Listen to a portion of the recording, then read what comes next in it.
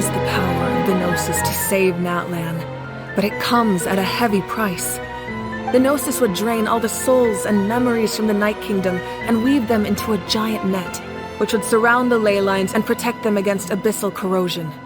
The Night Kingdom not only houses the souls of the dead, but also our memories and legends.